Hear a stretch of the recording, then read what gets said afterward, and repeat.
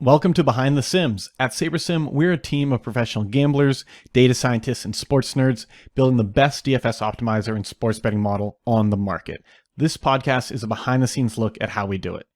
Every episode is an unedited recording of our team's actual conversations as we research, analyze, and iterate our way to answering the tough questions in DFS and sports betting. Whether we're answering questions like what's the best way to build your bankroll, analyzing different ways to diversify, or even building new models, we're going to share it all right here, and we aren't holding anything back. If you're ready to go deep into what it really takes to win, then this is a podcast for you. All right, welcome back to another episode of Behind the Sims. It's been a while since I've done one of these, so excited to jump back behind the mic. How's it going, guys? It's good. What's up, Andy? Excited to be back on it. This is going to be my first one as well. Right, that's exactly what I was just going to say, my behind the scenes debut. Yeah, exactly. So Andrew just joined the team it's the end of August. Kind of like a utility player right now, helping out and support, helping out with some model work and marketing as well. So just want to really just throw him right in everything. And he's had a lot of success with SaberSim and has been a power user for a while. And so what we're actually hoping to do today is something that you guys know I've been working on for a while, is just like creating more of a framework for how to use SaberSim.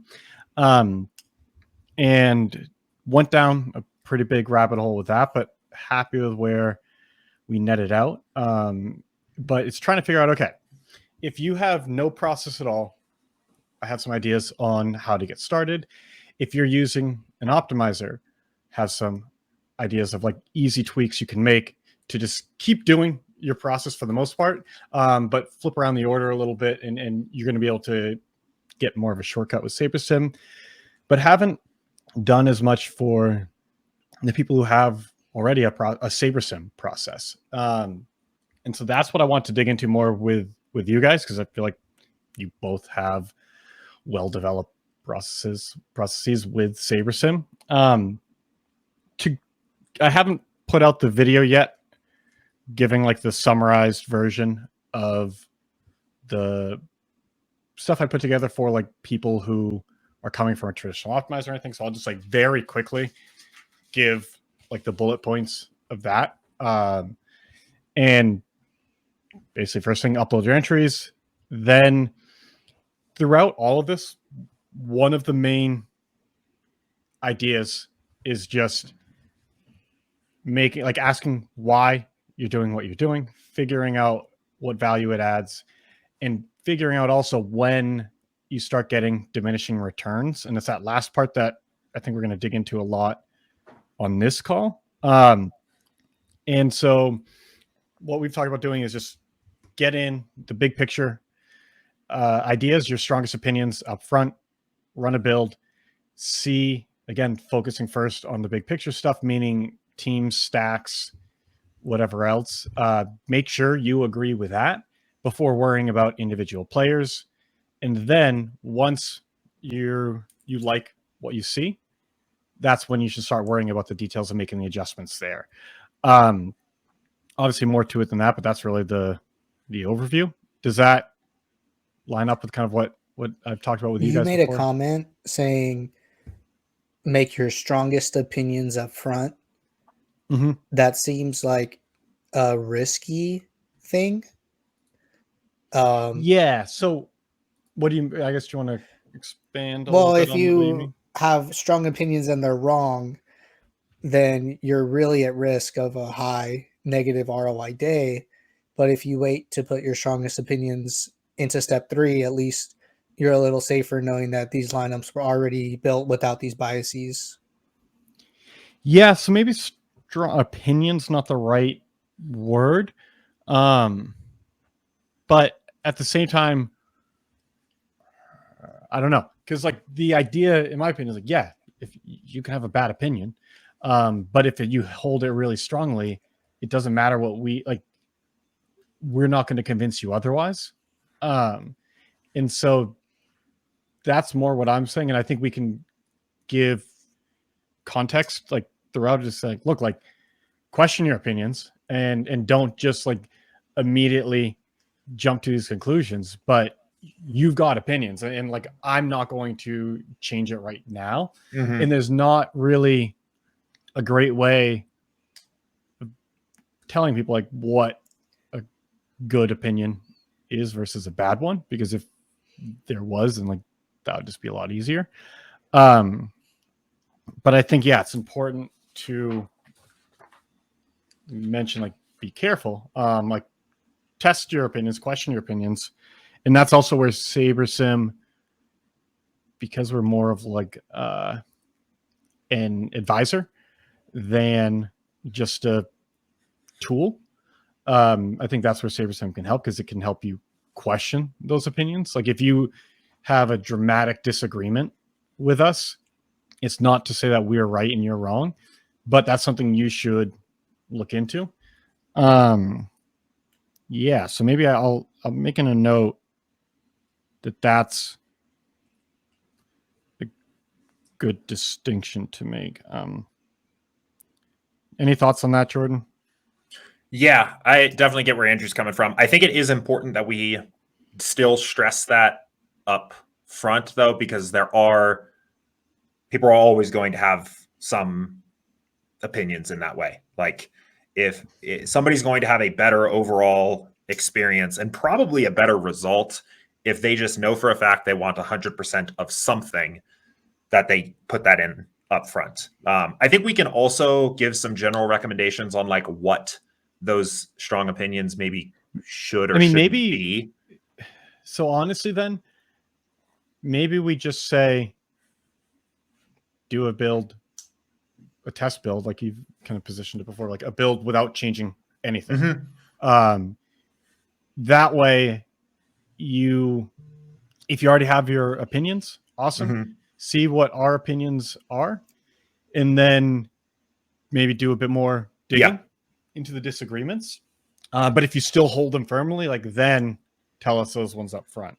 And I think that sounds wise. Really good. Yeah, I like the idea of telling people to do that first build. I think also we like, especially as we're talking about a more advanced user, somebody that is a little bit more familiar and is leveling up. There are probably things that person will learn about their process that they don't need to run a test build every time to do. Like, I don't need a test build every single time anymore to know that I have like a baseline stacking rule I want to use for football and baseball, for example. That's a strong opinion that I just like have and will do. But I think our general process, it makes sense to say run the test build first to see what maybe you want to do or where your strong opinions are. Yeah. So then maybe it's not no change. I think I can still give some nuance without being too complicated, but like it's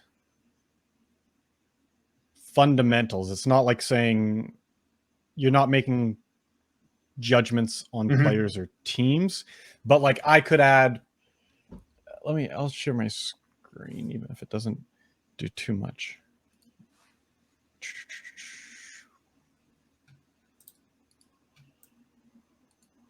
Okay, let me toss it up in here. And so like one of the things that I often will do is just kind of minimize chances of messing something up, because I'm not going to go over it with a fine-tooth comb, and I don't have a ton of insight into individual players and things that are off. Like I let our guys do that with the model, but I would do like my own greater than like 3, and that to me is nothing SaberSim shows me is going to make me like change that. Sure, I could do a build and just not get any of those players in there, but I know this is not a slate specific thing. This is something I know I want every time. So yeah, maybe it's like non-slate specific adjustments can be made. And I think that's honestly, maybe we just say broad player pool filters, but not individual players. And then stack types. Yeah, that sounds like a good path. Yeah. Okay.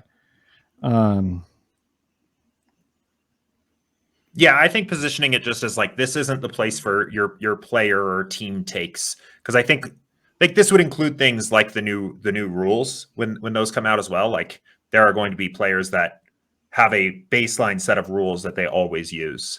That I think the things that you do every slate. The Right, stuff you do every generic. slate. Yeah.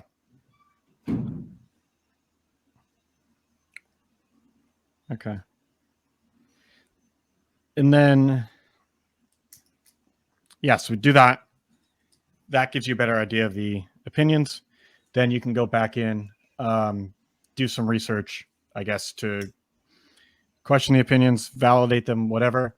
Then you can give us more specifics. But even then, it's really meant to be like an iterative process, because I think people often just jump into the weeds way too early. And with SaberSim, it's not that you'll never get to that spot. Like we do want to emphasize that, yeah, you have control over this process. You want to make the lineups your own. You're not just clicking a few buttons. But a lot of it's just not going to be necessary, because we're going to have similar views as you. So you don't need to tell us the exact exposure for every single player. The other part is I just think it's just not a great use of time, because changing one, like tweaking, say there is some perfect exposure for Devontae Adams. There's no way to get it exact.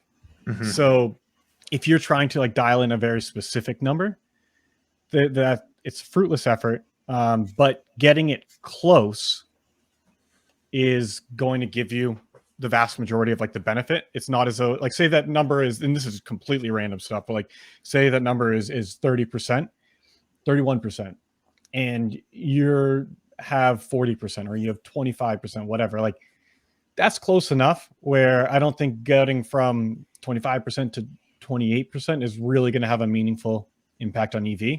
But those are the kind of like tinkering decisions that people spend a ton of time on. And I think if you want to strive for perfection, that's fine, but like save that stuff for the end. Does that idea make sense to you guys? I think so. And I mean, to me, I think at the end of the day, the exposures adjustments are going to be more about risk tolerance than EV.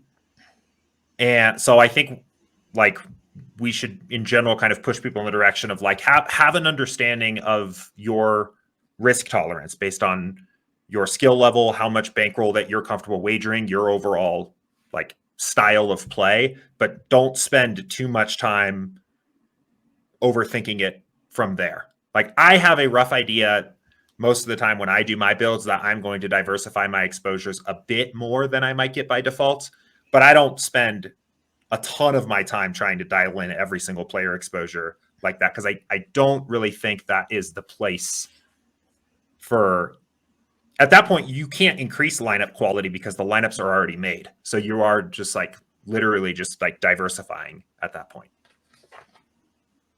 Okay. Yeah, so looking at the process, it's basically upload the entries, obviously, but tell us your fundamental rules, the things that you're going to apply to every single slate. This it's not about teams, it's not about players. It might be about the entire player pool. You do that. Obviously, put in that applies to this screen as well. Put in the settings there. And build at that point is when I'll probably like start while it's running, just give a bit of context around why this works, because this is honestly like I'm trying to make just a more practical video for people who are already in SaberSim, whether it's during a trial or they're a customer. And so I'm really trying not to do a ton of like theoretical justification of here's why this is important and everything else. Right. And I'm not trying to pitch SaberSim super hard either, because they're already here. But I still think it's value to give a bit even if they know it, it's just to emphasize what makes us different and talk about that during this. But the only change I'm making is I think it's like, okay, then you do your research. And if you don't have time, you don't know how to do research, like that's fine. But it's like it comes at this stage. So before making adjustments, you want to just like look at it all, confirm, like test your assumptions, figure out what you want to change, then make big picture changes first before even thinking about players. And really, the only other thing to add, like then you just keep refining it, and then you're only getting to the details once you agree with the direction it's going. That makes it so that like if you do want to tinker, which I think a lot of people like enjoy that process, and that's fine. But it makes sure that you have the most important stuff done first. And like you were saying, Jordan, too, it's that if you're doing it at this stage, like the lineups have been built, so we're not like building new lineups based on the tinkering. Mm-hmm. So you got to make sure that the lineups themselves are good that you're selecting from. But yeah, like if you veer too far off at any stage, send it all back to the projection screen and do a new build, because it's, again, like I think that can be a checkpoint of, all right, like am I going too far with this, or should I keep going this way? And if you want to keep going with it, that's fine. We'll just kind of need a new map to get there. So send that to the projection screen, get a new build. And with those, as some, like basically when there should be an update coming out. I don't know about today, but early next week. That makes that expanding lineup pool process a lot simpler and more understandable. But we're basically saying like, hey, like we can't get where you're trying to go from here. There's just like no way for us to get there. Make sure you want to go there. And if you do, all right, let's start over, but tell us like exactly where you're trying to go up front, or at least give us more clues up front. Because you could run into that before you're even super detailed into this, like before you're even tweaking individual players. Like you could be making team and stack adjustments, not be able to get what you're looking here, and send back to the projection screen. Couldn't we increase the pool size before doing that? Because I think most people are building on 500, right? We can do up to 3 times that. You mean the default pool size? Yes. I think there's a balance where once you know that we've got the big picture in place, I think it can make sense to then do a bigger build.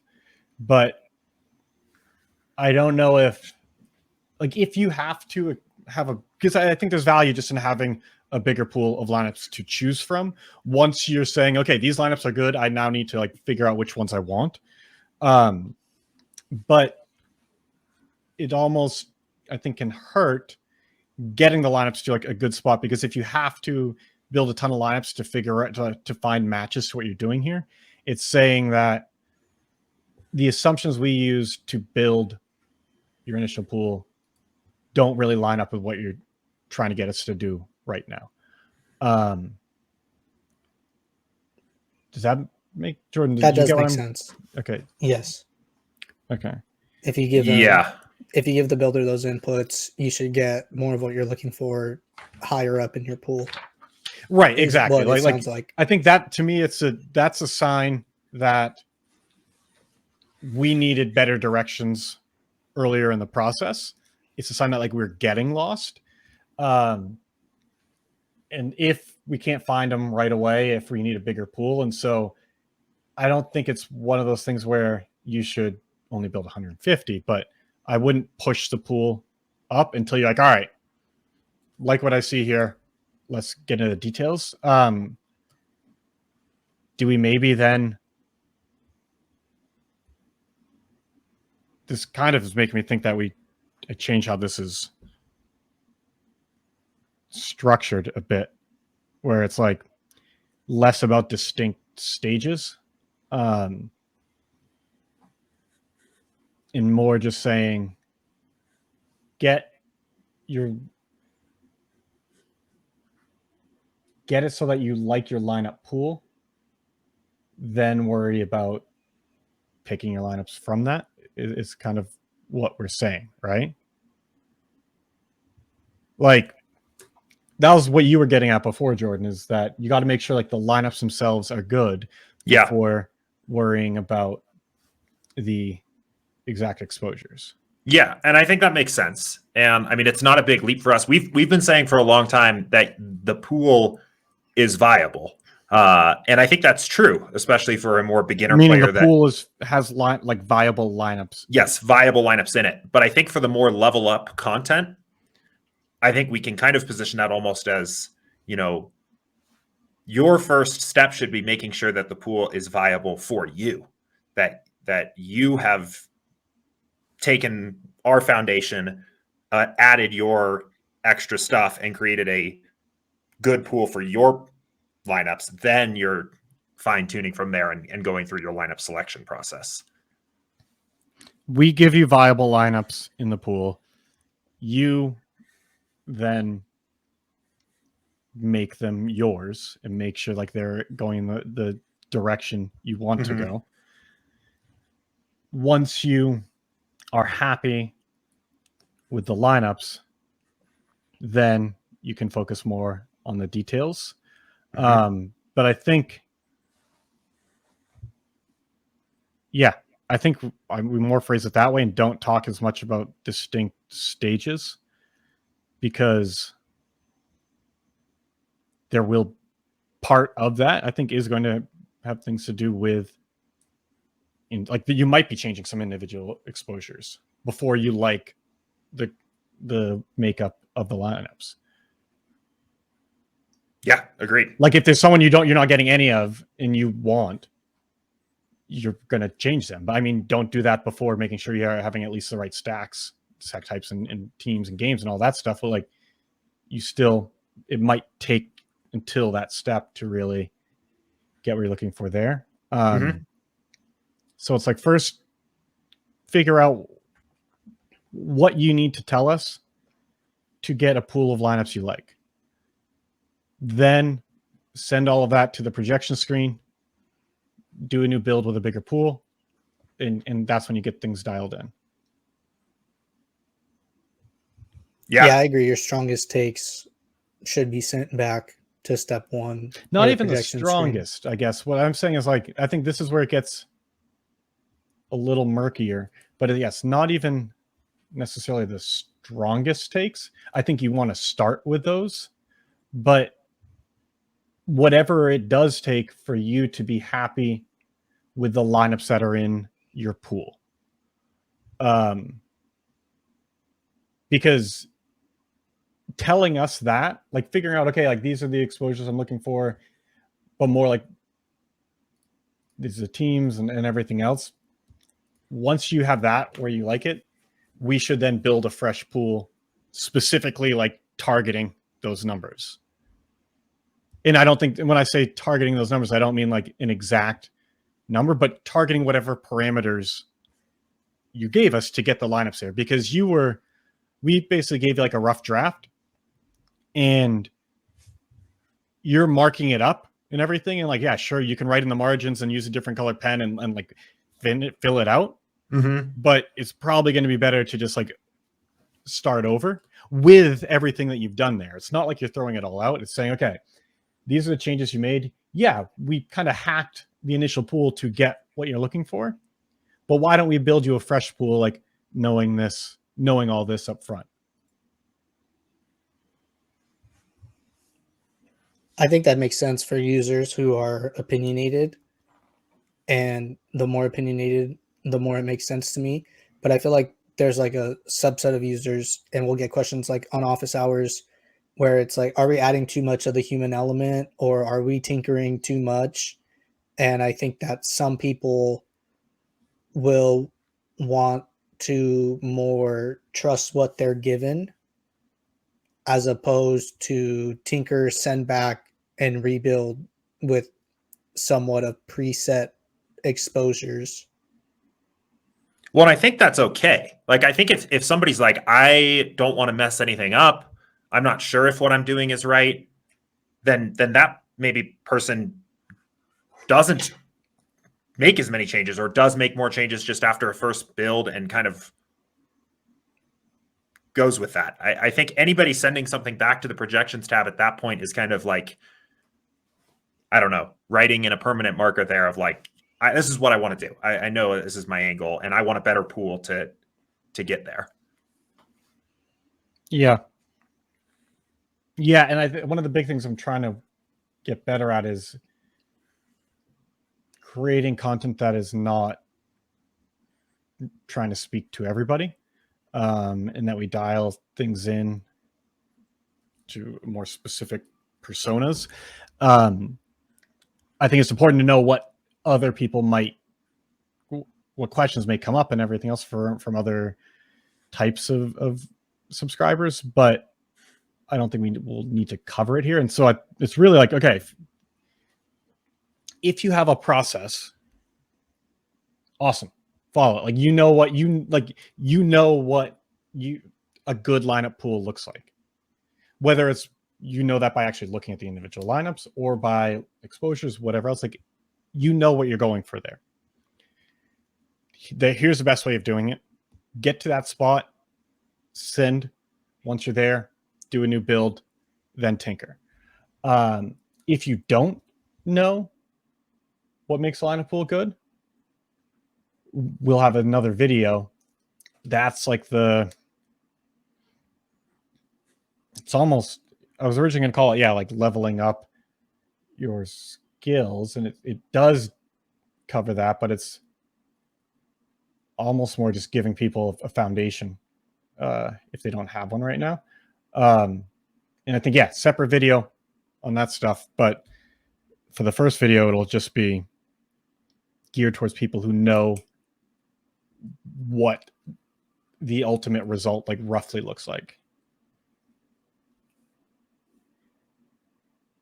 Does that make sense, guys?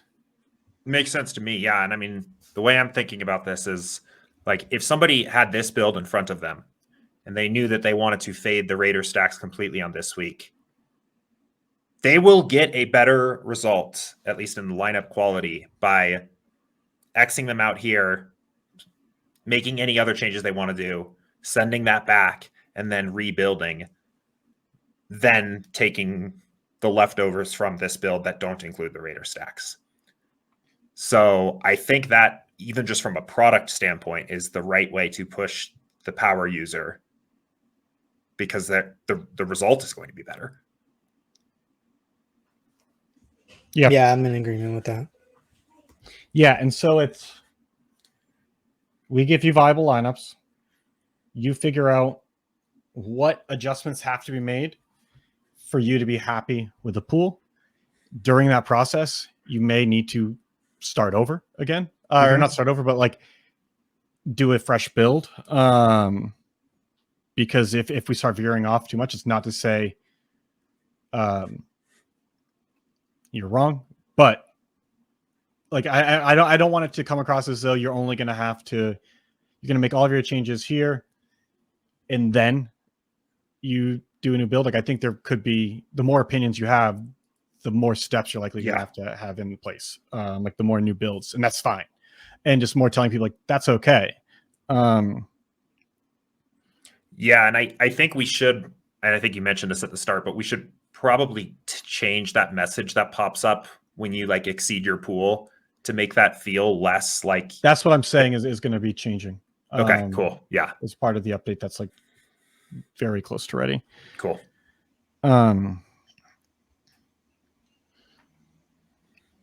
Yeah, it's like emphasizing that sending the projections to the home screen, and I want to have a better term for that, but that's what it is now. So sending them to the home screen and doing a new build doesn't mean you broke anything. Like that is it, like your process should use that.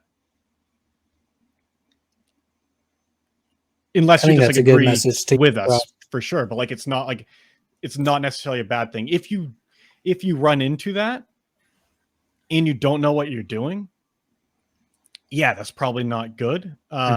It could be good, it could be bad, but like there's no way of knowing. And so if you know where you're trying to go, you should expect to go through a few cycles of that. It's more like an alert for people who don't know don't know what they're doing, but are just kind of doing more random tinkering and like, oh, like I don't know what to do here. Like, should I do this? Should I do that? And they just make a bunch of random adjustments and then see that like, oh, like I don't know what to do here. And it's like, well, if you feel strongly in the direction you're trying to go, send the projections to the home screen, do a new build. If you don't, probably just stop. Yeah. Okay. And do you think it's worth? I think we just suggest, it doesn't need to be a major point, but yeah, like once you get to that spot where you're happy with a pool, you then send it back, do a new build, but do it with a larger pool. I feel like that's can't be a bad suggestion, right? That makes sense to me. It's not a bad suggestion at all. No, I think it's like actively good, but I just want to make sure.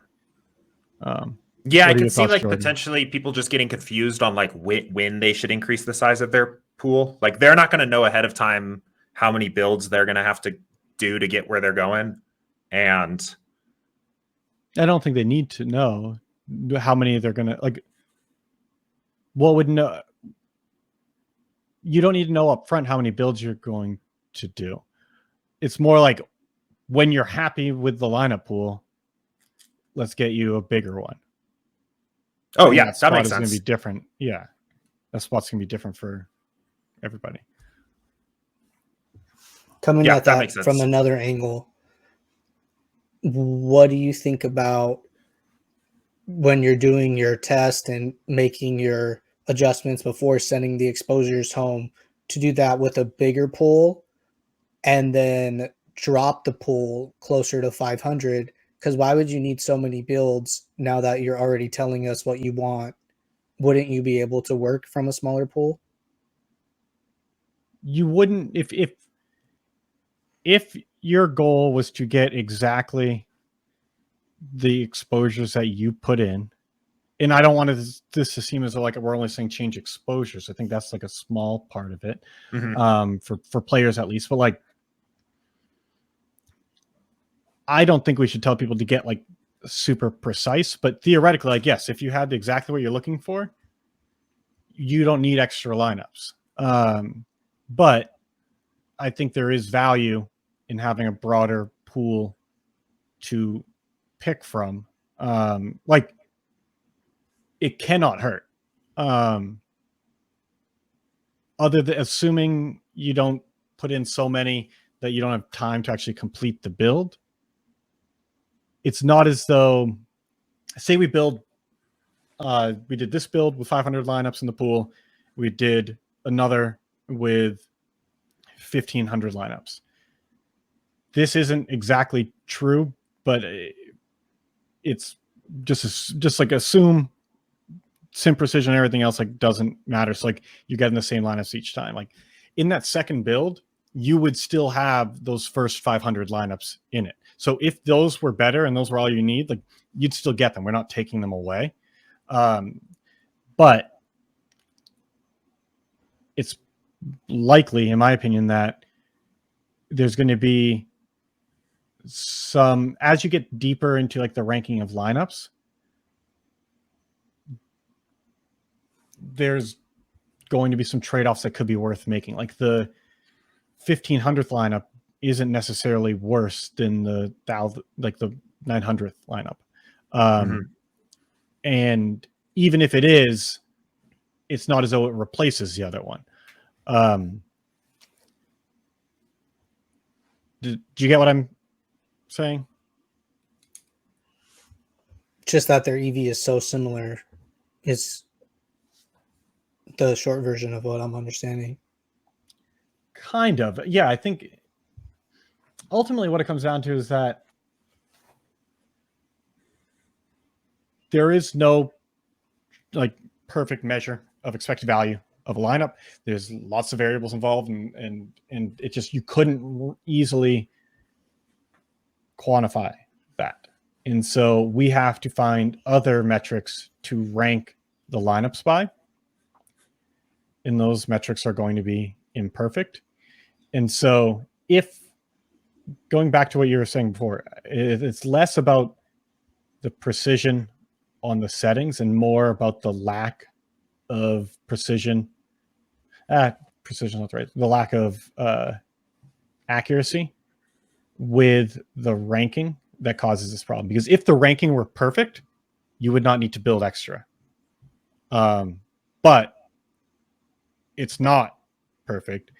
And I guess going even further, the only time you would not need to build extra is if we built them in the exact right order. And I think directionally that's true. Like, I think it is precise in that sense. But it's not as though the top lineup, once you get out of the top, I think like the 50th best lineup is probably not going to be the 50th one that was built. And so if that's the case, which I believe it is, that's why having a bigger pool is valuable, because you can catch some other ones that might have taken us longer to find when you're building it. I know that was kind of me figuring out in my head as I was talking, but like, did that make sense where I ended up? Yeah, I think so as well. I think so. I think we're going down a bit of a rabbit hole with the pool size here too. I think,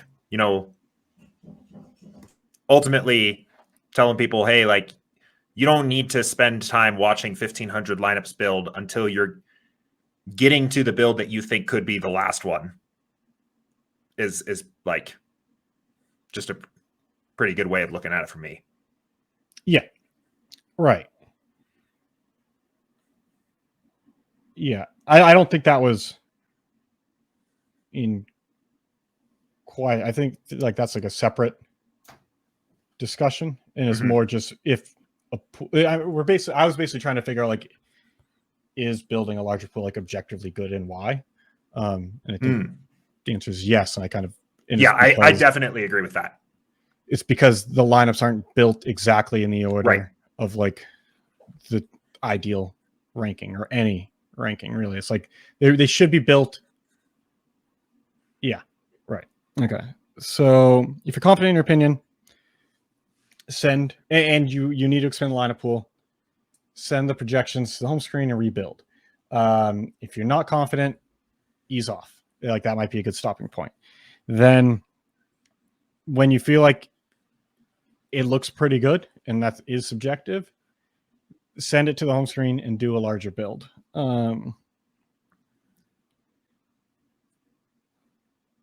That's basically the summary. Mm-hmm. Okay. The last question I kind of have here is like, so when does this stop? Like, is the end goal that you have a build where you touch nothing? No. Okay. So like, when would we tell somebody, okay, stop running new builds? Like,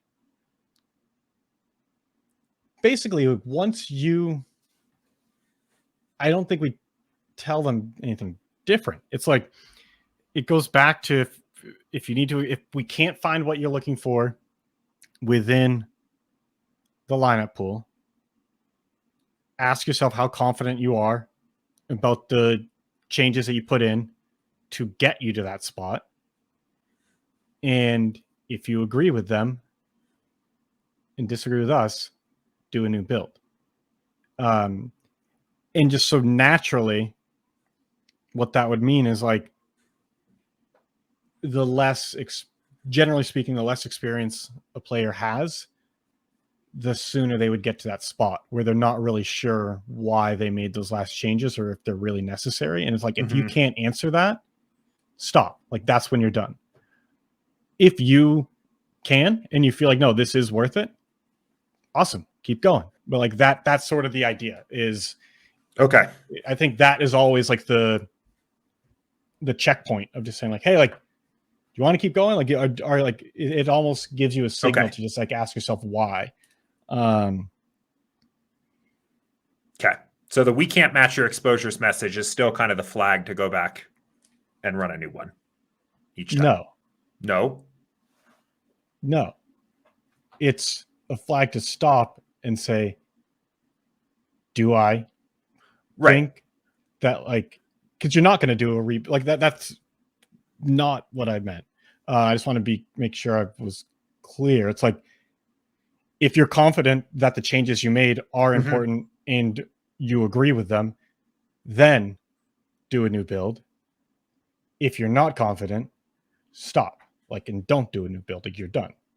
Okay. Let me flip this the other way. So if you make the changes that you want to make in a build and you can find lineups that fit them, then you're done. We're not telling people still to send that information back to the home screen and run another one. I thought we were talking about like our second time around. So we do a test build. We put in all of our stacks that we want, exposures that we want, whatever rules there were, and then we send that to the home screen. We rebuild, and then in this second working build, we decide, or the user decides, if the lineups that they're getting they're comfortable with. If they get to the we can't match your exposures, then that's a point where they stop and say, are these additional changes I'm making worth me going back and rerunning another build, or am I okay with these lineups? Yeah, I mean, I think we're just complicating this a lot. Like,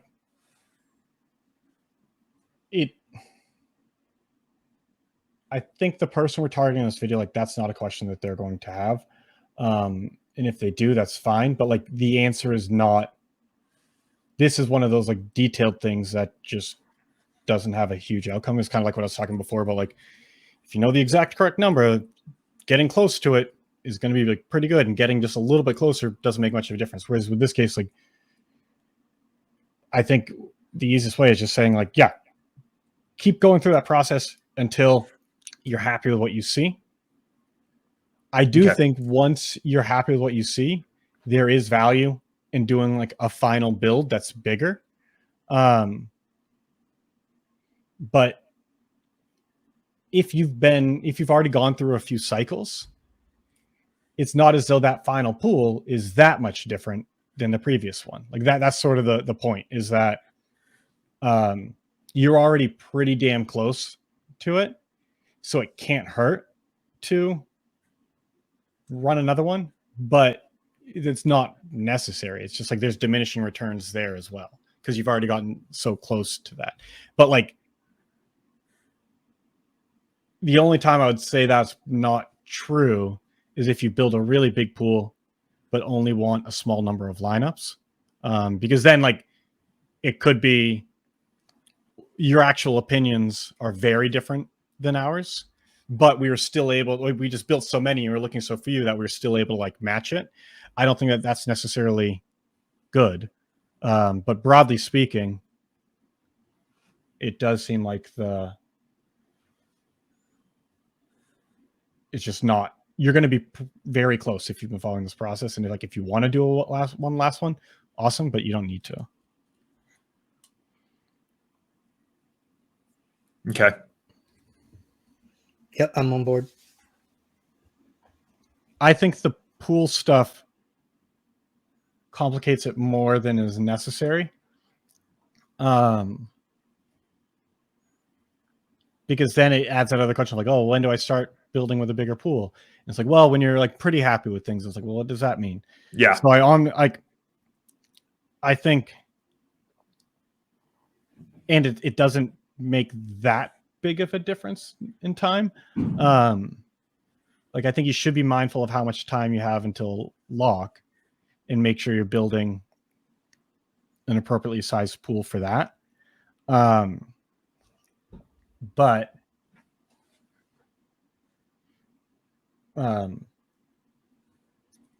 the complexity it adds to the framework, I don't think is worth the benefit it gets. Like if it takes you 30 seconds extra for each of those builds, that's just not a big deal. So, and that's like a worst case scenario is if you just start with a huge pool right from the beginning, it takes a little bit longer. And that's just like, it's not, I don't think it's worth people like constantly like messing with that. So I think we just say like, yeah, build a big pool. Yeah, I always build 1500 on everything I run because I just think it's easier than worrying about how big I want it to be, and that's the biggest size I can run. So yeah, exactly. Like I think if you could build a infinitely large pool, then you would have to be more conscious of these trade-offs. You can, right. And so, and the maximum you can build doesn't take that much longer. So just like build the maximum.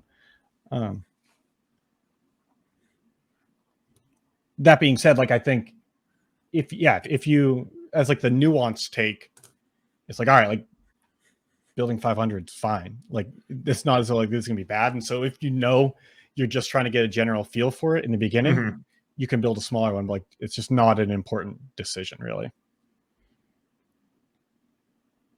Yeah, and know when you are under the gun with like a time crunch. Like that happens sometimes in NBA or something like that, where I do 500 because I've got like 2 minutes to get lineups in. So right.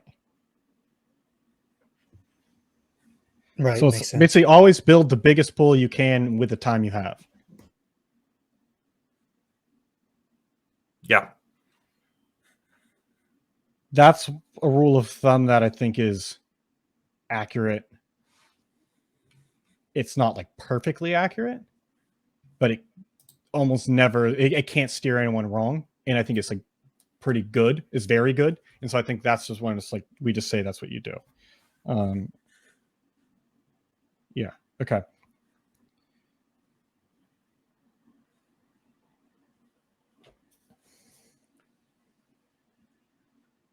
So then really what the process is, I almost think it's just tell us the stuff, the fundamentals that you're putting in for every slate.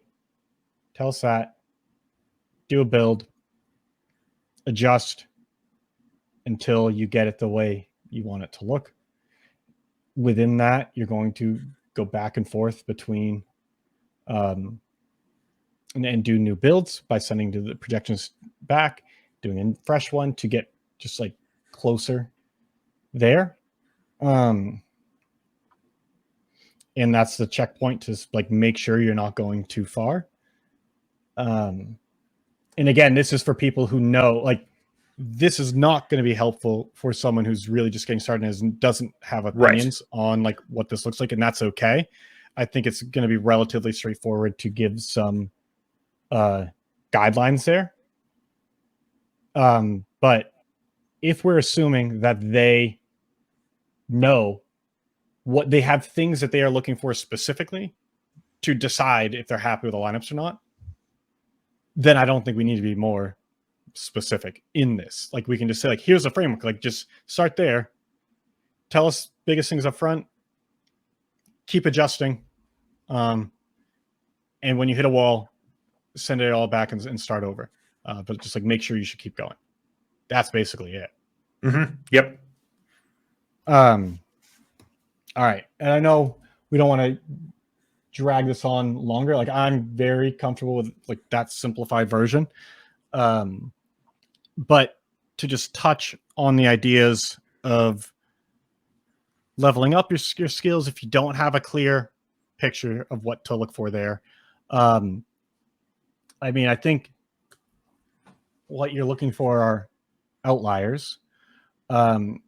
It's not practical to just comb through every individual player and every individual lineup. So you're looking for outliers because getting those in line, more in line is good. Like that's going to have the biggest impact. If you have a lot of, not even a lot, but if you have more skill, you can create your own measuring stick for what is an outlier and what's not. And a lot of that's just like based on experiences, based on research, whatever. And if you don't, I think we just like leverage is definitely the easiest measuring stick to use. And then it's like, okay, we're saying I have 75 percentage points more exposure to this player than the field does as far as ownership goes. Is that good or bad? Like, kind of like, I don't know. Like, if you don't have an opinion on that, okay, here's how to think about it. To disagree with the market, you need to feel pretty strongly. Can you find a reason to support that through your research? What does that look like? I don't know. You can listen to podcasts. You can do other things. Like there is going to be some parts that are more art than science. If you don't know where to begin, getting closer to the ownership number can't be bad. I do think you're inherently, to match the field, you take advantage of wisdom of the crowds, but you then don't really differentiate from the crowd. And that's not perfectly true, because if you use those exposures better than the field in how you build your lineups, you can get an edge. But you're giving up, your ceiling is lower. Whether that matters is a separate question. But getting in line with the field just can never be bad. So that's like an easy thing to suggest. Don't want to keep going on this. Like, does that seem like the right direction? I think that's the right direction, and I think it makes a lot of sense just going back and forth on it. Yeah. And yeah, I think that's like a good baseline to start thinking about leveling up. I think that is where it gets to the more art than a science thing. And I think we can give some science, which is kind of like what I laid out. Is like, okay, look at leverage. Okay, how do you adjust from there? Well, here's the things you could look at, but if you're not sure what to do with that, getting it closer to this is going to be like, just do that. Like, that's a starting point. And then you can work on building your more subjective, the more art part of the process. Like, there's no right or wrong answer. That's something you've got to figure out. Yeah. What were you going to say? No, I think that makes sense. I mean, I think like the next gap that gets jumped here gets into like some more like we could almost have some more sports specific kind of like strategy stuff of like, here's like what's next, of like some different things that you could start to look at. So like, I think you could, I don't know. It's hard. Like, I mean, another thing that comes to mind is, well, I just don't get what you mean. And it's hard for me to like what would be a sports specific thing? So like in NBA, you might start building in some more like late swap flexibility into your lineups. Like that, because that's a sport where that like frequently, it doesn't always create an edge, and it doesn't like, it's not like a huge alert when the edge is available, but like I don't know, if you've played NBA for a while, you can like kind of start pushing. Maybe there's a lot of ways to do it, but getting more exposure to guys playing in later games to give yourself more late swap optionality. But there's a lot of like slate dependence there. Like that's something that you would kind of like almost like teach over time to somebody. Like, I don't know, a very like NFL showdown-y kind of thing is I think people get way too hooked on recent results. Like I think there was an edge last night by playing Mike Williams more because he had a terrible week 1. And like, that's. So those are very, so I'm not disagreeing with any of it. Like I agree with all of it, but those are just, to me, opposites. Because one is art, one is science. We can say, as you get deeper in any of it, you're always going to get to the subjective. Like there's going to be more of those art components, but like the example you just gave of a specific player, that's a slate specific thing. It's like, there's not a rule of thumb we can give that's going to work there. And so it's like, you can give examples of kind of things that like your own research process developed, like the way you came to those opinions. Mm-hmm. But I don't think we can give much to help people like create those opinions themselves. Yeah. Whereas for late swap, we can go a bit deeper with it, of just like more rules of thumb around making sure you have opportunities for it later, making sure you have the time. And just a lot of it is literally just doing it. You get all the value from just late swapping without a ton of intentionality. No, but you'll get a lot of it. Yeah. Yeah. And so, yeah. So I feel like those are two different paths. I agree. Those examples make sense to me. But it's just being mindful of art versus science. And like on the art stuff, it's fine. We should point people in the right direction, but we don't want them to feel like they have to do all of that now. Yeah. Because like I think that's the thing to emphasize, is like focusing just on the science.